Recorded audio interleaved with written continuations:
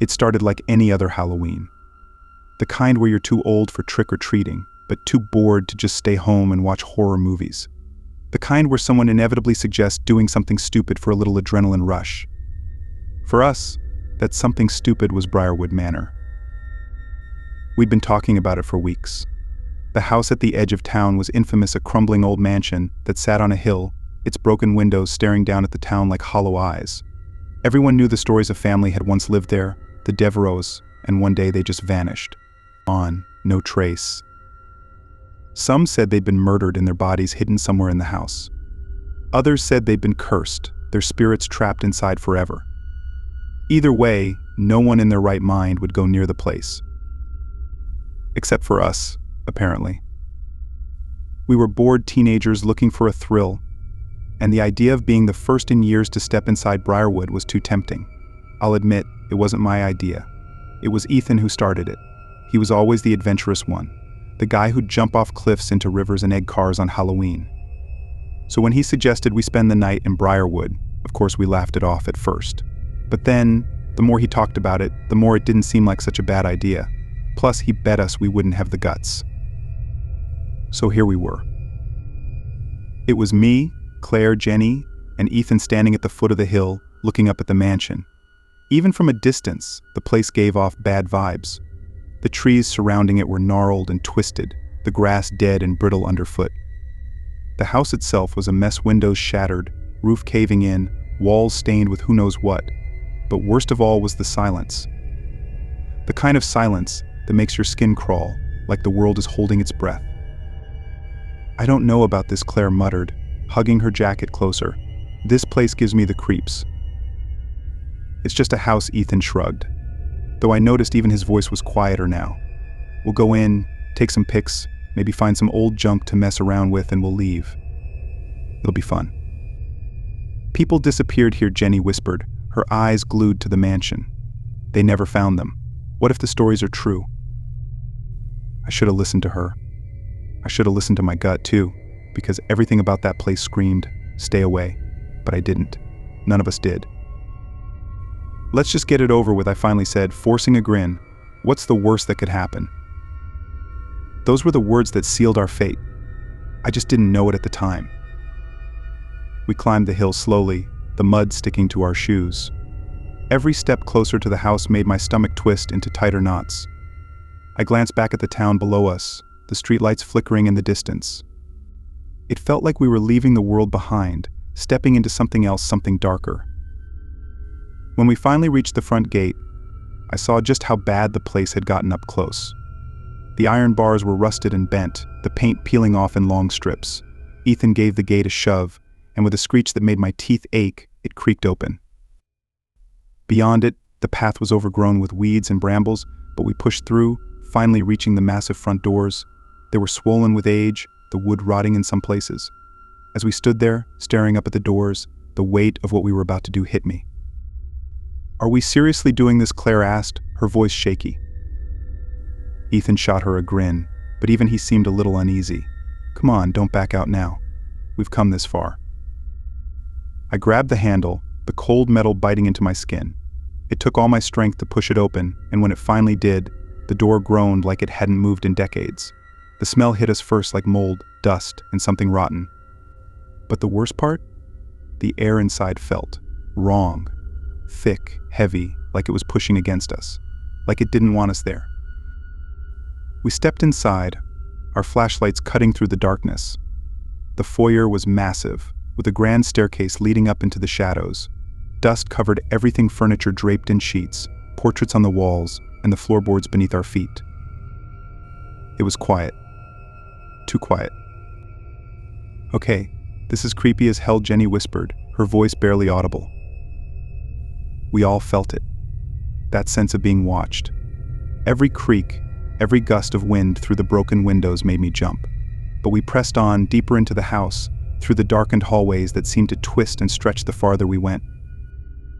Then we heard it. A whisper. Faint, almost like it wasn't there at all, but enough to make us stop dead in our tracks. "Did you hear that?" Claire asked, her voice barely a breath. I nodded, my heart pounding in my chest. The whisper came again, soft and distant, like it was coming from the walls themselves. "We should go," Jenny said, panic creeping into her voice. "I don't like this." But before any of us could move, something clattered in the room to our left. It sounded like glass shattering. Ethan, of course, had to investigate. "Stay here," he whispered, edging toward the door. I watched as he disappeared into the room, the beam of his flashlight bouncing off the walls. Then, nothing. Silence again. "Ethan," I called out after a few moments. No answer. My stomach dropped. We all stood there, frozen, waiting for him to come back out. "Ethan, come on." "This isn't funny," Claire shouted. But still nothing. I could feel the tension in the air growing thicker. My skin crawled, and I could swear the shadows in the house were moving. Something was wrong. "We have to go get him," I said, my voice trembling. We stepped toward the doorway, and that's when I saw Ethan's flashlight lying on the floor, still on, but no sign of him anywhere. He was gone. Just gone. And that's when the whispering started again. Louder this time, like a chorus of voices, all around us. "Run," Claire screamed, and we bolted for the front door. But when we reached it, the door that had once creaked open was now slammed shut, and no matter how hard we pulled, it wouldn't budge. The whispers turned to laughter.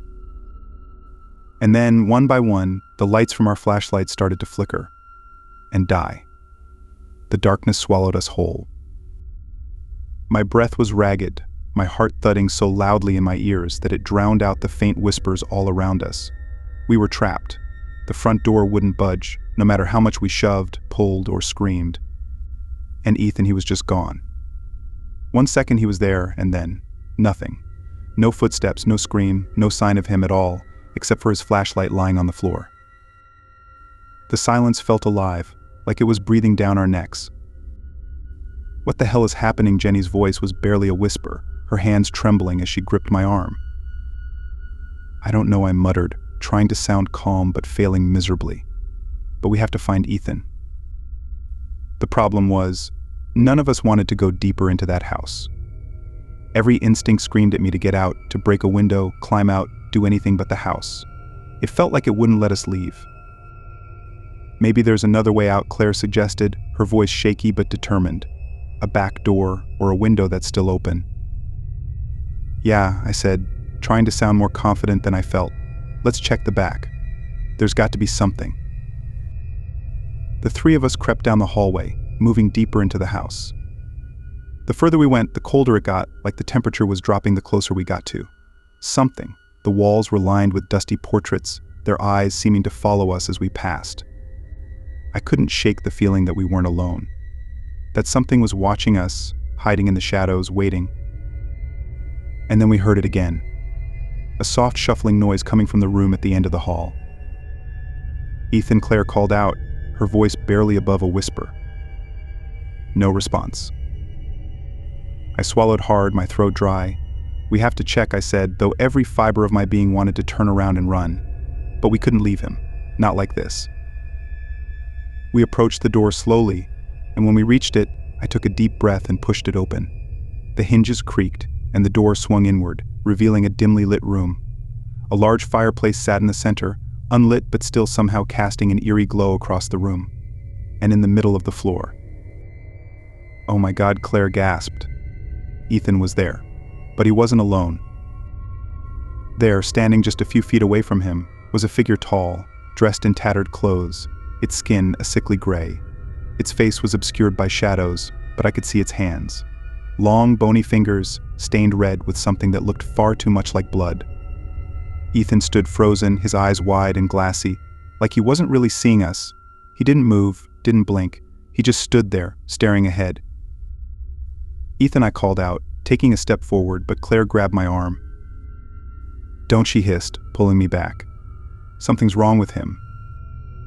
The figure turned slowly, its head cocking to the side as if it were sizing us up, and then it spoke. But it wasn't just one voice. It was a chorus of voices, overlapping, whispering, echoing inside my head. "Leave. But not him. He stays. Forever." The thing took a step toward Ethan, and suddenly he snapped out of whatever trance he was in. His body jerked violently, like he was being pulled by invisible strings, and he screamed a raw, blood-curdling scream that made my skin crawl. "Help me," Ethan screamed, but before we could even move, the thing lunged at him, its fingers wrapping around his throat.